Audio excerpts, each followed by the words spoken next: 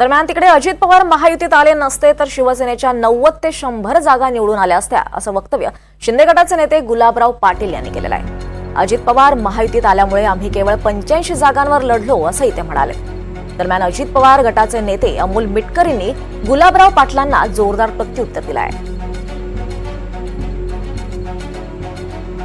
एकही आमदार पडू देणार नाही हे म्हणणाऱ्या माणसांनी 4-5 आमदारांचा अपवाद सोडला तर सगळे आमदार निवडून छातड्यावर भगवा झेंडा त्यांच्या छातड्यात गाडला असा आमचा नेता आहे। तुम्ही त्यांची बरोबरी काय करणार आहे?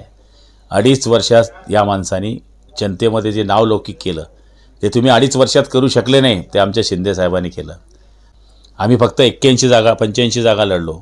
कदाचित अजितदादा आले नसते आमच्यामध्ये आणि त्या जागा जर आमच्या वाट्याला मिळाल्या असत्या तर आज शिवसेनेच्या 90 ते 100 जागा तुम्हाला दिसल्या असत्या। पण अजितदादाला घेतल्यानंतर सुद्धा आमच्या नेत्यांनी असं म्हटलं नाही तुम्ही यांना का घेतलं। त्याच्यापूर्वी काही दिवसांपूर्वी रामदासभाई कदम बोलून गेले, आता गुलाबराव पाटील बोलून गेले। मला असं वाटतं काय यांचं वारंवार उफाळून येतं मला कळत नाही। महायुती म्हणून आता एकत्र लढलो तर तिघांनी एकत्र आलं पाहिजे।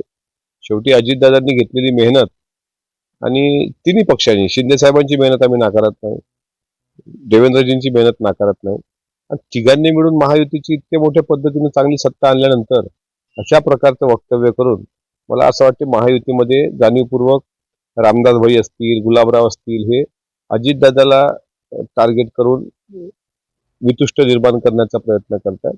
गुलाबरावांनी समजून घ्यावं, तुम्ही गुलाबराव नावासारखेच राहा। आता तुमचा सुगंध जरा कमी झालेला दिसतोय, कॅबिनेटमध्ये काही मंत्रीपदी वर्णी लागते की नाही याबद्दल शंका आहे। गुलाबराव राहा, जुलाबराव होऊ नका, एवढंच मी म्हणेन।